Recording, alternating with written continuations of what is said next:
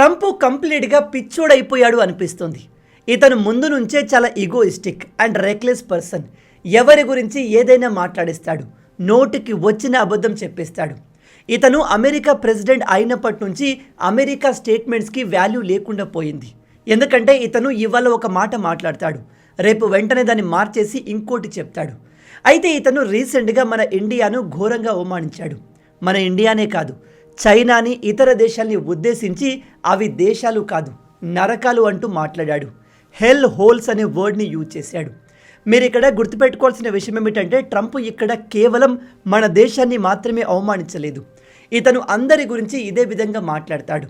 France PM Emmanuel Macron గురించి, British prime minister గురించి, Japan prime minister గురించి, ఈవెన్ టర్కీ ప్రెసిడెంట్ గురించి కూడా ఇతను ముఖం మీదే అతన్ని అవమానించి మాట్లాడాడు. వాటన్నిటిని డీటెయిల్గా డిస్కస్ చేద్దాం.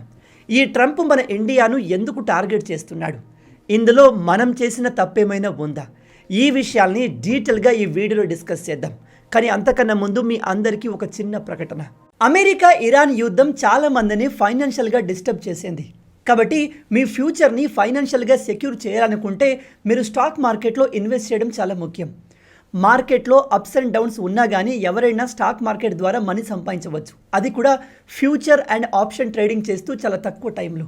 అందుకు మీకు మార్కెట్ వుల్ఫ్ హెల్ప్ అవుతుంది. ఈ మార్కెట్ వుల్ఫ్ ఎక్స్పర్ట్స్ స్టాక్ మార్కెట్ని అర్థం చేసుకుని రైట్ డెసిషన్ తీసుకుంటారు. అండ్ ఇదొక SEBI registered app. Best part ఏంటంటే మీరు కేవలం 99 రూపీస్ లైఫ్ టైం ఫీతో ట్రేడింగ్ స్టార్ట్ చేయవచ్చు. ఈ యాప్ ఎలా వర్క్ అవుతుంది అంటే దీన్ని ఓపెన్ చేసి పిన్ కొట్టి లాగిన్ అవ్వాలి. ఇక్కడున్న ఫాలో ట్రెండ్ ఫీచర్ పైన క్లిక్ చేస్తే రియల్ టైంలో ట్రేడర్స్ ఎక్కడ లాభాలు పొందుతున్నారో చూపిస్తుంది. ఫాలో ట్రెండ్ని క్లిక్ చేసి ట్రేడ్ ప్లేస్ చేస్తే ట్రేడ్ స్టార్ట్ అవుతుంది. ఇందులో మీరు చాలా చిన్న ఇన్వెస్ట్మెంట్తో స్టార్ట్ చేయవచ్చు. అదే వేరే యాప్స్లో బిగ్ అమౌంట్ ఇన్వెస్ట్ చేయాలని చెప్తారు. స్టాప్ ట్రేడ్ క్లిక్ చేసిన తర్వాత మీరు చాలా తక్కువ టైంలో 1306 ప్రాఫిట్, ఇలా మీరెంత ప్రాఫిట్ పొందితే అంత అమౌంట్ చూపిస్తుంది. ఇక్కడ మీరు gold, silver, crude oil and natural gas లాంటి కమోడిటీస్లను చాలా ఈజీగా మార్నింగ్ 9 AM నుంచి మిడ్నైట్ 12 వరకు ఎనీ టైం ట్రేడ్ చేయవచ్చు. Market wolf free trade recommendation కూడా అందిస్తుంది. ఈ యూజర్ జస్ట్ ఒక్క రోజులో 11,850, ఒక నెలలో 70,468, ఒక సంవత్సరంలో 5,03,940 రూపాయల వరకు లాభాలు పొందామని క్లెయిమ్ చేస్తున్నారు. అండ్ ఈ ప్రాఫిట్ పైన ఎటువంటి కమిషన్ ఉండదు. ఈ మార్కెట్ వుల్ఫ్ యాప్ని ఇప్పటి వరకు more than 2 million users use చేస్తున్నారు. దీని లింక్ డిస్క్రిప్షన్లో అలాగే పిన్ కమెంట్లో ఇచ్చాను.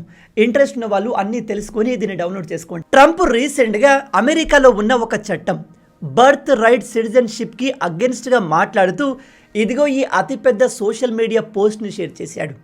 మీలో తెలియని వాళ్ళకి చెప్తున్నాను, బర్త్ రైట్ సిటిజన్షిప్ అంటే అమెరికా నేలపైన పుట్టిన ప్రతి బేబీ ఆటోమేటిక్గా ఆ దేశ సిటిజన్షిప్ని పొందుతుంది. అండ్ అమెరికా సిటిజన్షిప్ కోసం ప్రపంచవ్యాప్తంగా ప్రజలు ఎంతగానో ప్రయత్నిస్తారు. ఎలాగైనా అమెరికాలో సెటిల్ అవ్వాలని ఆశపడతారు. అందుకే మన ఇండియా నుంచి, చైనా నుంచి, ఆఫ్రికా దేశాల నుంచి, ప్రపంచవ్యాప్తంగా చాలా దేశాల నుంచి ప్రజలు అమెరికాకు వెళ్ళి అక్కడ కావాలనే పిల్లల్ని కంటారు. ఉదాహరణకి మన ఇండియా నుంచి ఒక కపుల్ అమెరికాలో సెటిల్ అవుదాం అనుకుంటే వీళ్లకు ఆ దేశ సిటిజన్షిప్ రావడం అంటే గ్రీన్ కార్డ్ రావడం అంత ఈజీ కాదు. కానీ వీళ్ళు అక్కడికి వర్క్ వీసా పైన వెళ్ళి ఒక బేబీని కంటే ఆ బేబీకి ఆటోమేటిక్గా అమెరికన్ సిటిజన్షిప్ వచ్చేస్తుంది. ఇక బేబీకి సిటిజన్షిప్ వచ్చినప్పుడు ఆ బేబీని వదిలి తల్లిదండ్రులు తిరిగి ఇండియాకు రాలేరు కదా. అందుకని ఆ తల్లిదండ్రులకు కూడా ఆ దేశంలో సిటిజన్షిప్ ఇచ్చేస్తారు. అక్కడికైనా మన వాళ్ళు ఆగుతారా అంటే నో. ఆ తర్వాత వీళ్ళు తమ ఫ్యామిలీకి చెందిన అందరినీ అమెరికాకు షిఫ్ట్ చేస్తారు. ఇందులో తప్పేముంది బ్రదర్? వాళ్ళు అమెరికాలో పనిచేసి సంపాదించుకుంటున్నారు, అక్కడ ఉండాలి అనుకుంటున్నారు అని మీరు అనుకోవచ్చు. కానీ ఒకసారి అమెరికన్ లోకల్ పొజిషన్లో ఉండి ఆలోచించండి. మన వాళ్ళు ఆ దేశానికి వెళ్ళి అక్కడ వాళ్ళ పాపులేషన్ పెంచుకొని వాళ్ళ ఉద్యోగాల్ని, వాళ్ళ ఉద్యోగ అవకాశాలని లాగేసుకుంటున్నారు. ఇలా మనం మాత్రమే కాదు, చైనా నుంచి, సౌత్ అమెరికా దేశాల నుంచి, ఆఫ్రికా దేశాల నుంచి చాలామంది ప్రజలు అమెరికాకు వెళ్ళి చేస్తున్నారు. ఇప్పుడు అమెరికా పరిస్థితి ఎలా మారింది అంటే నిజానికి అమెరికా కంప్లీట్గా ఒక ఇంగ్లీష్ మాట్లాడే దేశం. కానీ ఇప్పుడు ఆ దేశంలో ఇంగ్లీష్ మాట్లాడే వారి సంఖ్య తగ్గుతుంది. అమెరికాలోని చాలా ప్రాంతాలు ఇప్పుడు ఆఫ్రికన్ ప్రాంతాలుగా మారిపోయాయి. ఎక్కడ చూసినా విదేశీయులే కనిపిస్తున్నారు తప్ప లోకల్ అమెరికన్ సిటిజన్స్ కనిపించట్లేదు. ఇక్కడ ట్రంప్ ప్రధానమైన ప్రాబ్లం ఏమిటంటే ప్రజెంట్ అమెరికాలో ఉద్యోగాలన్నీ కూడా ఎక్కువగా మన భారతీయులు, చైనీస్ ప్రజలు ఇంకా ఇతర దేశాల ప్రజలే తీసుకుంటున్నారు. లోకల్ ప్రజలకి ఉద్యోగ అవకాశాలు దక్కట్లేదు. మన ఇండియా నుంచి టాప్ కాలేజెస్లో చదివిన స్టూడెంట్స్ అండ్ టాప్ ప్రొఫెషనల్స్ అమెరికాకు వెళ్తారు. వీళ్ళంతా చాలా ఇంటెలిజెన్స్ పీపుల్. వీళ్ళతో లోకల్ అమెరికన్ ప్రజలు పోటీ పడలేకపోతున్నారు. అందుకే మీరు అమెరికాలోని కాలిఫోర్నియా అనే నగరానికి వెళ్తే అక్కడ ప్రపంచంలోని టాప్ కంపెనీస్ యొక్క హెడ్ క్వార్టర్స్ ఉంటాయి. ఉదాహరణకి గూగుల్, మైక్రోసాఫ్ట్, ఓపెన్ ఏఐ ఇలా అన్ని కంపెనీస్ల ఆఫీసులు ఉంటాయి. మీరు అక్కడికి వెళ్ళి గమనిస్తే మ్యాక్సిమం టాప్ పొజిషన్లో భారతీయులే ఉంటారు లేదా చైనా వాళ్ళు ఉంటారు. కానీ లోకల్ అమెరికన్స్, వైట్ పీపుల్స్ ఎక్కువగా ఉండరు. ఎందుకంటే వాళ్ళు మన వాళ్ళతో పోటీ పడలేకపోతున్నారు. అందుకే ట్రంప్ ఎలక్షన్లో పోటీ చేయకముందే చెప్పాడు, నేను గనక ప్రెసిడెంట్ అయితే ఉద్యోగాలన్నీ మన వాళ్ళకే వచ్చేలా చేస్తాను, ఈ బర్త్ రైట్ సిటిజన్షిప్ని కంప్లీట్గా తొలగించేస్తాను అని చెప్పాడు. దాంతో లోకల్ ప్రజలు ట్రంప్కు భారీగా సపోర్ట్ చేసి ప్రెసిడెంట్గా గెలిపించారు. ట్రంప్ కూడా ఇచ్చిన మాట ప్రకారమే జనవరి 23, 2025న ఈ బర్త్ రైట్ సిటిజన్షిప్ని తొలగించేస్తున్నట్టుగా ఆర్డర్స్ని పాస్ చేశాడు. అందులో వీళ్ళు మేజర్గా మన భారతీయులను టార్గెట్ చేస్తున్నారు. ఎందుకంటే ఈ చట్టం ద్వారా మేజర్గా బెనిఫిట్ అవుతుంది మన భారతీయులు. ఒక రిపోర్ట్ ప్రకారం 2022లో మన భారతీయ కపుల్స్ దాదాపు 16 లక్షల మంది పిల్లల్ని కని ఆ దేశ సిటిజన్షిప్ని పొందారు. ఇది ట్రంప్కి, లోకల్ ప్రజలకు అస్సలు నచ్చట్లేదు. అయితే ట్రంప్ తీసుకువచ్చిన ఈ ఆర్డర్ని అపోజ్ చేస్తూ అమెరికాలోనే దాదాపు 22 రాష్ట్రాల ప్రభుత్వాలు కేసును ఫైల్ చేశాయి. దాంతో వెంటనే అమెరికాలోని చిన్న కోర్టులు ట్రంప్ ఇచ్చిన ఈ ఆర్డర్ పైన స్టే విధించాయి. కానీ సుప్రీంకోర్టు ఈ విషయంలో ఇన్వాల్వ్ అయి ఈ చిన్న కోర్టులకు ప్రెసిడెంట్ ఆర్డర్ పైన స్టే విధించే రైట్ లేదంటూ ఆ స్టేని క్యాన్సిల్ చేశాయి. కానీ సుప్రీంకోర్టు కూడా ట్రంప్ తీసుకువచ్చిన ఈ కొత్త ఆర్డర్కి సపోర్ట్ ఇవ్వలేదు. కాబట్టి ఇప్పుడు ట్రంప్ తీసుకువచ్చిన ఈ ఆర్డర్ని కంటిన్యూ చేయాలా, క్యాన్సిల్ చేయాలా అనే విషయం పైన కోర్టులో కేసు నడుస్తుంది. దాన్ని ఉద్దేశించే ట్రంప్ నిన్న ఒక అతిపెద్ద సోషల్ మీడియా పోస్ట్ని ఈ విధంగా షేర్ చేశాడు. ఇందులో ఇతను మన భారత్ గురించి అవమానకరంగా రాసిందేమిటంటే, a baby here become an instant citizen and then they bring the entire family from China, India or some other hell hole on planet. అంటే అర్థం, వీళ్ళకు పుట్టిన బేబీ ఇక్కడ వెంటనే సిటిజన్గా మారుతుంది. దాన్ని బేస్ చేసుకొని వీళ్ళు ఇండియా, చైనా, ఇతర నరకం లాంటి దేశాల నుంచి తమ ఫ్యామిలీ మొత్తాన్ని అమెరికాకు తీసుకొస్తారు అంటూ అవమానకరంగా మాట్లాడాడు. ట్రంప్కు ఈ విధంగా మాట్లాడడం కొత్తేమీ కాదు. ఇతను ఇంతకన్నా దారుణమైన లాంగ్వేజ్ని యూజ్ చేసి ఇతర దేశ లీడర్స్ని అవమానించాడు. ఆ విషయాలు మనం ముందు డీటెయిల్గా మాట్లాడదాం. ఈ పోస్ట్లో ట్రంప్ చాలా క్లియర్గా చెప్పింది ఏమిటంటే, నెంబర్ 1, ఈ బర్త్ రైట్ సిటిజన్షిప్ చట్టాన్ని కంప్లీట్గా తొలగించేయాలి. మన దేశంలో ఉన్న లాయర్లు, జడ్జిలు ఈ ఆర్డర్ని ఆపే ప్రయత్నం చేస్తున్నారు. ఈ చట్టాన్ని తొలగించాలా, ఉంచాలా అనేది డిసైడ్ చేయాల్సింది కోర్టులు కాదు, ప్రజలే దీనిపైన ఓటు వేసి డిసైడ్ చేయాలి అని చెప్తున్నాడు. ఇతను ఈ మాట ఎందుకు చెప్తున్నాడు అంటే, ఇతని ప్రకారం ప్రజెంట్ అమెరికాలో ఉన్న కోర్టులు, జడ్జిలు, లాయర్లు అమెరికన్ లోకల్ పీపుల్స్ని కాకుండా ఇమిగ్రెంట్స్కి సపోర్ట్ చేస్తున్నాయి, అమెరికాకు అగెన్స్ట్గా పనిచేస్తున్నాయి. నెంబర్ 2, అమెరికాలో ఉన్న దాదాపు 80% లోకల్ ప్రజలు ఈ చట్టాన్ని తొలగించాలి అని కోరుకుంటున్నాయి. నెంబర్ 3, అమెరికాలో ఈ ఇమిగ్రెంట్స్ ఎక్కువ కావడంతో ఇంగ్లీష్ మాట్లాడే వారి సంఖ్య తగ్గిపోతుంది. అమెరికా ప్రెసిడెంట్ అయిన ట్రంప్ ఈ విధంగా మన భారతదేశాన్ని నరకంతో పోల్చినప్పుడు మరి ఇండియా దీనిపైన ఏదైనా రెస్పాండ్ అయిందా అంటే, ఈ విషయం చెప్పడానికి నాకు చాలా డిసప్పాయింటింగ్గా ఉంది. మన ఇండియా ఒక స్ట్రాంగ్ రిప్లై ఇవ్వాల్సింది. కానీ మన వాళ్ళు చాలా సున్నితంగా మేము ట్రంప్ మాటల్ని విన్నాము అండ్ వాటిని అక్కడికే వదిలేస్తున్నాము అని చెప్పారు. ఒక తలపొగరు కలిగిన వ్యక్తి మన దేశాన్ని అవమానిస్తున్నప్పుడు మనం దీనికన్నా బెటర్గా, కాస్త స్ట్రాంగ్గా రియాక్ట్ అవ్వాల్సింది. కానీ మోడీ ప్రభుత్వం ట్రంప్ను ఇగ్నోర్ చేయడం బెటర్ అనుకొని దాన్ని వదిలేసింది. కానీ మనకు సపోర్ట్గా అమెరికాలో ఉన్న ఒక వ్యక్తి మాట్లాడాడు. అతని పేరు రహమ్ ఇమాన్యుయల్. ఇతను అమెరికాలో ఒక ఇంపార్టెంట్ పొలిటీషియన్, జో బైడెన్ పార్టీకి చెందినవాడు. రాబోయే ఎలక్షన్లో ఇతను ప్రెసిడెంట్ క్యాండిడేట్గా పోటీ చేసే అవకాశాలు ఉన్నాయి. What this president did, pull the THAAD anti-missile system out of South Korea, take the aircraft carrier that's the only permanent aircraft carrier based anywhere in the world outside of the United States is in Okinawa, Japan, pull it out, take the Marine unit out of Okinawa, take India, that's been a 30-year project of every Democrat-Republican administration to bring them closer to the U.S. orbit, and literally spit in their face as we did on this administration. ఇతను చెప్పింది ఏమిటంటే గత 30 సంవత్సరాల నుంచి అమెరికాకు ఎన్నికైన ప్రెసిడెంట్లు ఇండియాతో close అవ్వడానికి ఎంతగానో ట్రై చేశారు.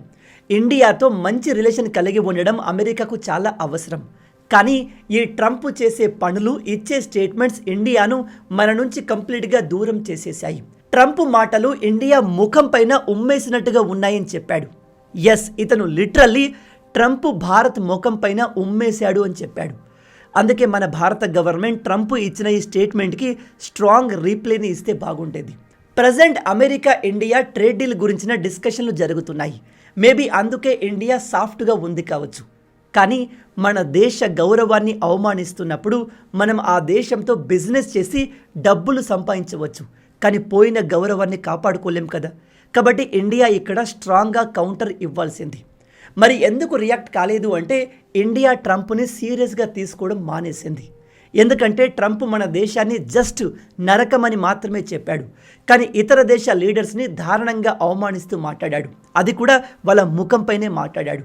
నెంబర్ 1, ఇతను సౌదీ అరేబియా క్రౌన్ ప్రిన్స్ గురించి ఎంత దారుణంగా మాట్లాడాడు అంటే నేను దాన్ని తెలుగులో చెప్పలేను, ఇంగ్లీష్లోనే చెప్తాను. They kiss my ass and obey orders. ఇంత నీచంగా ఒక వరల్డ్ లీడర్ మాట్లాడడం చాలా బాధాకరం. సౌదీ అరేబియా ఈ ట్రంప్ గాడికి దాదాపు $600 మిలియన్ విలువ కలిగిన విమానాన్ని ఫ్రీగా ఇచ్చింది. వీడు ప్రెసిడెంట్ అయి మొదటిసారి వెళ్ళిన దేశం సౌదీ అరేబియా. ఇంకా బిలియన్స్ ఆఫ్ డాలర్ల ఇన్వెస్ట్మెంట్ని సౌదీ అరేబియా అమెరికాలో చేస్తుంది. అంత చేస్తున్నప్పటికీ వీడు ఏమాత్రం విశ్వాసం లేకుండా సౌదీ అరేబియా ప్రిన్స్ని అవమానిస్తూ మాట్లాడాడు. నెంబర్ 2, ఒకసారి టర్కీ ప్రెసిడెంట్ ఎర్దోగాన్ ట్రంప్ పక్కన కూర్చొని ఉన్నాడు. టాపిక్ ఎలక్షన్ రిగ్గింగ్ గురించి మాట్లాడుతున్నారు. అప్పుడు ట్రంప్ ఏం చెప్పాడో తెలుసా? రిగ్గింగ్ గురించి ఇతని కంటే ఎక్కువ ఎవరికి తెలుసు అంటూ టర్కీ ప్రెసిడెంట్ ముఖం మీద చెప్పేశాడు. అంటే దీని అర్థం ఇతను ఎలక్షన్లో రిగ్గింగ్ చేసే పవర్లోకి వచ్చాడు అని. పాపం ఈ టర్కీ ప్రెసిడెంట్కి ఏం చెప్పాలో అర్థం కాలేదు, కామ్గా ఉండిపోయాడు. నెంబర్ 3, ఇది రీసెంట్గా జరిగింది. జపాన్ ప్రైమ్ మినిస్టర్ ట్రంప్తో కూర్చొని ఉంది. అప్పుడు ట్రంప్ యుద్ధం గురించి, సర్ప్రైజ్ అటాక్ గురించి మాట్లాడుతున్నాడు. అలా మాట్లాడుతూ సర్ప్రైజ్ అటాక్ గురించి జపాన్కి కాకపోతే ఇంకా ఎవరికి తెలుస్తుంది అనేశాడు. అంటే ఇక్కడ ఇతను జపాన్ అమెరికాపై చేసిన పోల్ హార్బర్ అటాక్ గురించి మాట్లాడుతున్నాడు. అమెరికా జపాన్పై వేసిన న్యూక్లియర్ బాంబుల గురించి ఈమె ముఖం మీదే మాట్లాడాడు.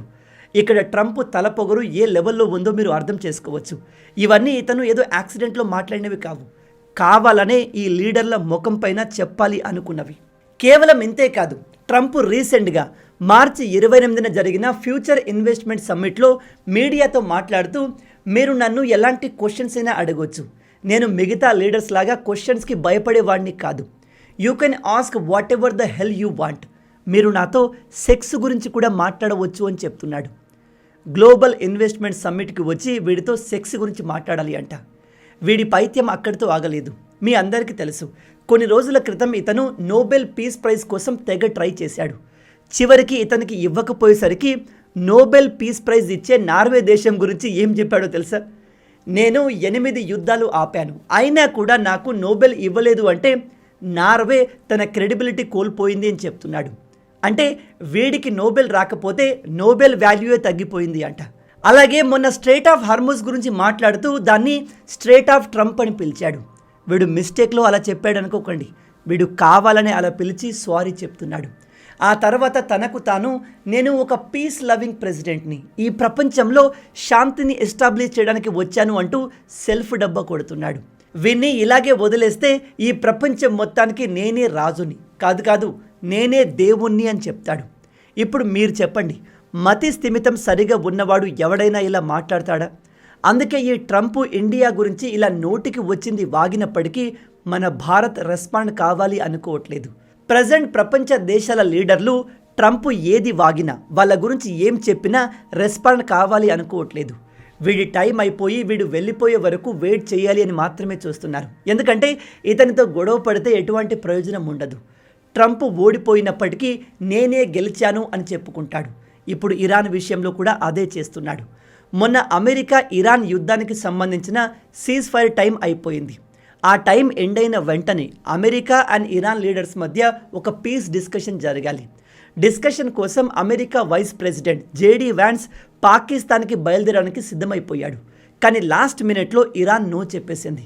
మేము మీతో ఎటువంటి డిస్కషన్లు చేయము, అది వేస్ట్ ఆఫ్ టైం అని చెప్పేసింది. అప్పుడు ట్రంప్ ఏం చేశాడో తెలుసా? సెల్ఫ్గా తనకు తానే నేను ఈ సీజ్ ఫైర్ని ఇంకా ఎక్కువ రోజులకు పొడిగిస్తున్నాను అని చెప్తున్నాడు. దీన్ని ట్రోల్ చేస్తూ ఇరాన్ ఏం చెప్పిందో తెలుసా? ఎవడు అడిగాడు, నీకు చేతనైతే రా మాతో యుద్ధం చేయి అన్నట్టుగా మాట్లాడుతుంది. మొత్తంగా ఈ యుద్ధంలో ఇరానే ఎక్కువగా నష్టపోయింది. అయినప్పటికీ ఇరాన్ ఓవరాల్ డామినెన్స్ని చూపిస్తుంది. ఈ ట్రంప్ను ట్రోల్ చేస్తూ ఇరాన్ ఒక వీడియో రిలీజ్ చేసింది. అందులో ట్రంప్ సీజ్ ఫైర్ డిస్కషన్స్ని తనకు తానే చేసుకుంటున్నాడు. అపోజిట్ సైడు ఇరాన్కి చెందిన లీడర్స్ ఎవ్వరూ లేరు. ఇది ప్రజెంట్ ట్రంప్ పరిస్థితి. అందుకే నేను మీకు స్టార్టింగ్లో చెప్పాను, ఈ ట్రంప్ పిచ్చోడైపోయాడు అని.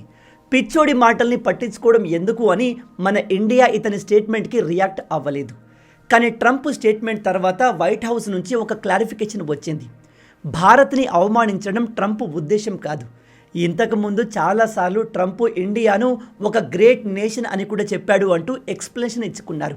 ఇది ఒక రకంగా డ్యామేజ్ కంట్రోల్ స్ట్రాటజీ. ఇక మీరు చెప్పండి, ట్రంప్ తన దేశం గురించి, తన దేశ ప్రజల గురించి ఆలోచించి బర్త్ రైట్ సిటిజన్షిప్ చట్టాన్ని తొలగించడం రైటా రాంగా? తమ దేశంలోకి విదేశీ వ్యక్తులు వచ్చి తమ ఉద్యోగ అవకాశాల్ని లాగేసుకుంటున్నప్పుడు ట్రంప్ ఏం చేస్తే బాగుంటుంది? కానీ ఇక్కడ ఇంకో విషయం, ప్రజెంట్ అమెరికా ప్రపంచంలోనే టాప్ కంట్రీగా ఉంది అంటే దానికి one of the major reason మన ఇండియా నుంచి, ఇతర దేశాల నుంచి అక్కడికి వెళ్ళిన ఇమిగ్రెంట్స్ టాలెంట్. మన వాళ్ళు అక్కడికి వెళ్ళి ఆ దేశాన్ని మరింత స్ట్రాంగ్, ఇండిపెండెంట్గా మార్చారు. Present America technology, military, artificial intelligence విషయంలో టాప్లో ఉంది అంటే దానికి కారణం మన భారతీయులు. అలాంటి మన భారతదేశాన్ని, భారతీయుల్ని ట్రంప్ అవమానించడం ఎంతవరకు కరెక్ట్? మన ప్రభుత్వం కూడా ఈ విషయాన్ని కాస్త సీరియస్గా తీసుకుంటే బాగుంటుంది. మన వాళ్ళు అమెరికాకు వెళ్ళి అమెరికాను అభివృద్ధి చేస్తున్నారు. అదే మన ప్రభుత్వం ఇక్కడి ప్రజలకు, ఇక్కడి యువతకు సరైన అవకాశాలని కల్పిస్తే మనం అక్కడికి వెళ్ళాల్సిన అవసరం ఉండదు కదా. ఇలా ట్రంప్ చేత మాటలు పడాల్సిన అవసరం ఉండదు కదా. దీని గురించి మీరేమనుకుంటున్నారు?